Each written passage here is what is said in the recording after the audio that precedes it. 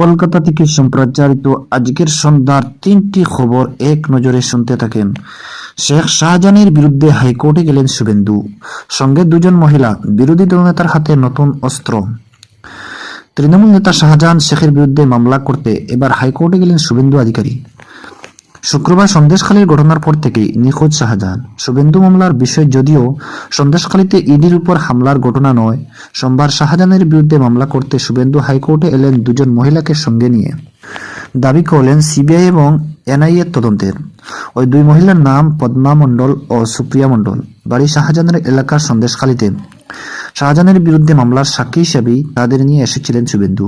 রাজ্যের বিধানসভা বিরোধী দলনেতার অভিযোগ, এই দুই মহিলার পরিবারের সদস্যদের হত্যা করেছেন তৃণমূল নেতা শাহজাহান। তার বিরুদ্ধে এই মর্মে মামলাও হয়েছিল, কিন্তু সিআইডি সেই মামলার তদন্তে নামার পর শাহজাহানের নাম মামলা থেকে বাদ পড়ে।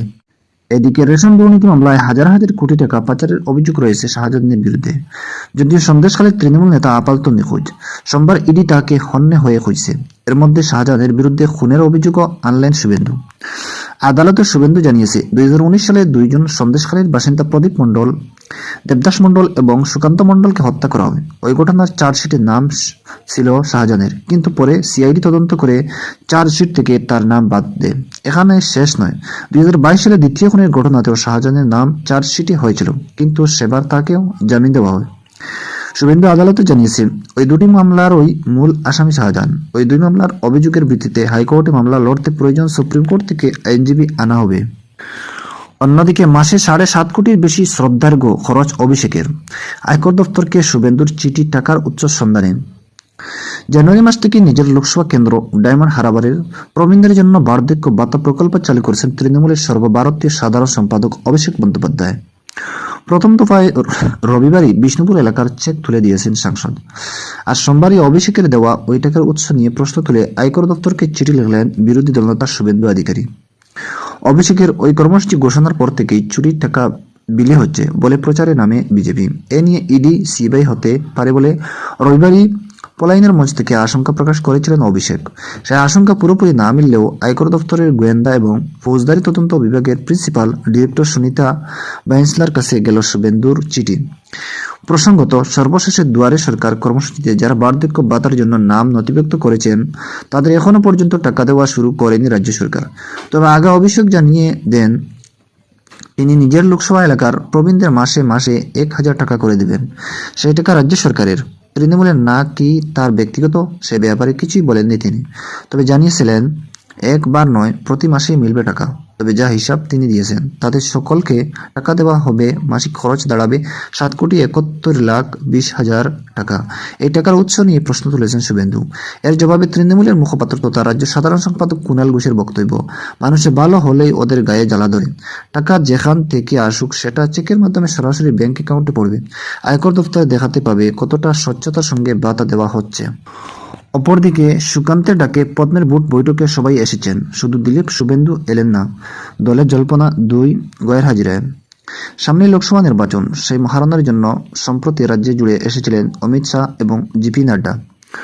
অতীতে কেন্দ্রীয় স্বরাষ্ট্রমন্ত্রী এবং দলের সর্বভারতীয় সভাপতি যৌথ উপস্থিতি কখনোই বিজেপির বৈঠক হয়নি বাংলায়। সেই বৈঠকে রাজ্য নেতৃত্বের পাশাপাশি হাজির ছিলেন বিরোধী দলনেতা শুভেন্দু অধিকারী। এখন দলের কোনো পদে না থাকলেও প্রাক্তন রাজ্য সভাপতি এবং সর্বভারতীয় সহসভাপতি দিলীপ ঘোষও ছিলেন।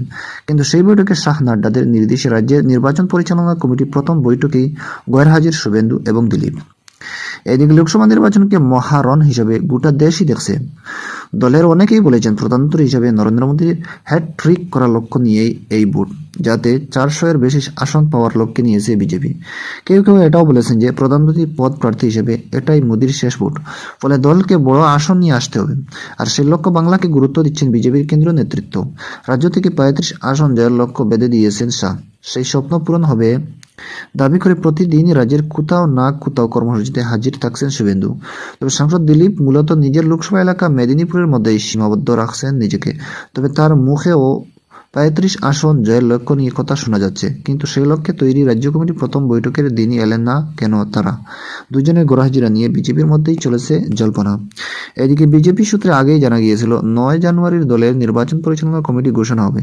সেই কমিটিতে যারা থাকবেন তাদের নিয়ে নিউ টাউনের একটি হোটেলে রুদ্ধদ্বার বৈঠক করেছেন রাজ্য সভাপতি সুকান্ত মজুমদার। সেখানে রাজ্য নেতাদের পাশাপাশি রয়েছেন রাজ্য দলের পর্যটক মঙ্গল পাণ্ডে এবং সহ পর্যবেক্ষণ অমিত মালব্য। বৈঠক শুরু হয় বেলা 11টা থেকে। বিজেপি সূত্রে জানা গিয়েছে শুভেন্দু সোমবার রাতে শুভেন্দু এবং দিলীপ কলকাতাতেই ছিলেন। দিলীপ সকালেই চলে যান গঙ্গাসাগরে, আর দুপুরে পরে শুভেন্দু যান দেগঙ্গায়। এদিকে দুই নেতা দক্ষিণ ও উত্তর 24 পরগনায় যে যাবেন তা অবশ্য দল জানে। বিজেপি সূত্রে জানা গিয়েছে শতাধিক সদস্য নিয়ে তৈরি নির্বাচন পরিচালন কমিটিতে গুরুত্বপূর্ণ দায়িত্বেই রয়েছেন শুভেন্দু ও দিলীপ। বৈঠকে গैरहाजिरा নিয়ে দলের পক্ষে জানানো হয়েছে, পূর্ব ঘোষিত কর্মসূচিতে যোগ দিতেই তারা বৈঠকে থাকতে পারেনি। যদিও দলেরই একটি অংশ বলেছে শুভেন্দু দেগঙ্গায় যাওয়ার আগে কিছুক্ষণের জন্য হলেও বৈঠকে আসতেই পারতেন।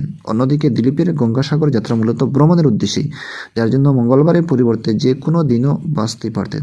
দর্শক বন্ধুরা, আজকের সন্ধ্যার 3টি খবর।